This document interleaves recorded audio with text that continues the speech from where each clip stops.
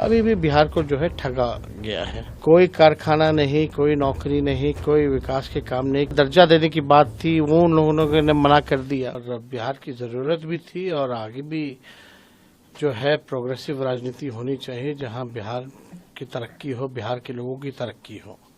और जो लालू जी ने जो आंकड़ा दिया है और वो सच है। और आप लोग सब लोग जानते हैं कि 2004 में जब रेल मंत्री बने थे तो कई कारखाने जो है बिहार को मिला था, जिसमें कि एक दरियापुर का पहिया कारखाना लालू जी ने दिया था। और आज खुशी की बात है कि वो जो जमीन जो था वहाँ पानी लगा हुआ रहता था, और आज उसी जमीन में जो लालू जी ने कारखाना बनवाया, लगभग रेलवे में 2 लाख से भी ज्यादा जो है उसमें व्हील जो है, चक्का जो है, उसका उत्पादन जो है किया गया है। तो ये खुशी की बात है। और 2004 से 9 हम लोगों के बिहार से 22 एमपी थे और 2 झारखंड से थे। और हम लोग जो है यूपीए 1 में कांग्रेस के बाद दूसरी सबसे बड़ी ताकत थे। उस समय जो है लगभग यूपीए 1 के दौरान लालू जी के सहयोग से, मनमोहन जी के सहयोग से लगभग बिहार को 1.5 लाख करोड़ का जो है पैकेज जो है उस समय मिला था। और कई रूरल रोड्स जो हैं, जब रघुवंश बाबू जब ग्रामीण विकास मंत्री थे तो कई रोड जो है उन्होंने दिया था। सवाल ये उठता है कि आज के दौर में जब 2019 में आप देखेंगे जो चुनाव हुआ था, उसमें एनडीए को लगभग जो है 39 सांसद गए थे, बिहार को जो है ठेंगा मिला। अब जो है 30 सांसद हैं, कई मंत्री हैं, अभी भी बिहार को जो है ठगा गया है। कोई कारखाना नहीं, कोई नौकरी नहीं, कोई विकास के काम नहीं, कोई विशेष पैकेज नहीं, कोई स्पेशल राज्य का दर्जा देने की बात थी, वो उन लोगों ने मना कर दिया।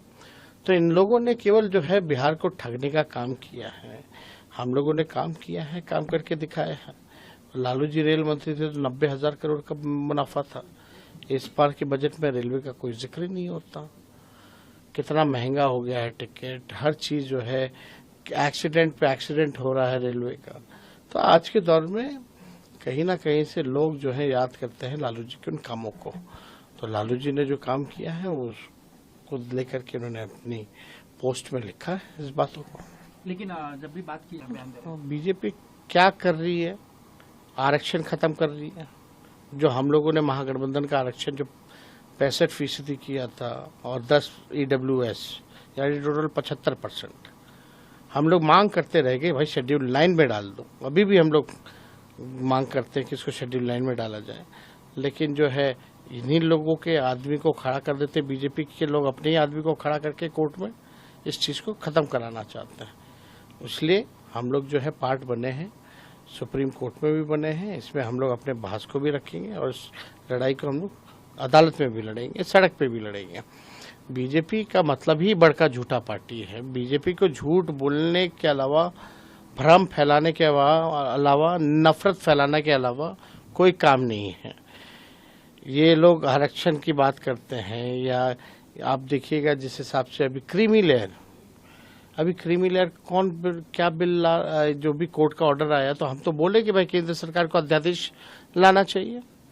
क्यों नहीं ला रहे हैं अध्यादेश? अगर ये पक्ष में है SC/ST एक्ट, जो रिजर्वेशन जो बाबा साहब अम्बेडकर ने जो संविधान में जो दिया है, अगर उसके पक्षधर हैं तो क्रीमी लेयर कहाँ से आ गई बात? ये तो जो सामाजिक जो पिछड़ापन था, जो डिस्क्रिमिनेशन होता था, जो छुआछूत, ये सब तरह का मामला था, भेदभाव होता था, उस आधार पे जो मिला है। कोई क्रीमी लेयर, कोई ये आर्थिक योजना नहीं है जिससे लोगों को आर्थिक बेनिफिट पहुंचाया जाए। आरक्षण इसीलिए दिया गया था ताकि समाज में सभी को प्रतिनिधित्व मिले, जो बैकवेंचर ऑफ द सोसाइटी है मेन स्ट्रीम में आए, सबका सम्मान हो, एक जैसा बर्ताव हो, उसलिए ये जो है दिया गया। तो इसमें तो आप लोगों ने देखा कि केंद्र मंत्री चाहे मांझी जी हो या ये लोगों ने क्या क्या बयान दिया। हालांकि इन लोगों को यूटर्न लेना पड़ा है इस मामले को लेकर के, क्योंकि लोगों में बड़ी नाराजगी है। तो भाजपा तो इसके भी पक्षधर नहीं है, वो तो आरक्षण विरोधी, दलित विरोधी, आदिवासी विरोधी, ये नहीं चाहते हैं कि किसी भी प्रकार से ये समाज जो है मुख्य धारा में आए। प्रेस रिलीज भी जो जारी करते हैं या सोशल मीडिया में बिहार में कौन से जिले में कितना अपराध हो रहा है, लगातार बढ़ता जा रहा है। सत्ताधारी जो दल के नेता हैं उनकी हत्या हो रही है, हर किसी की हत्या हो रही है, रेप हो रहा है, बलात्कार हो रहा है, लेकिन यहाँ सरकार जो है पूरी तरीके से फेल हो चुकी है।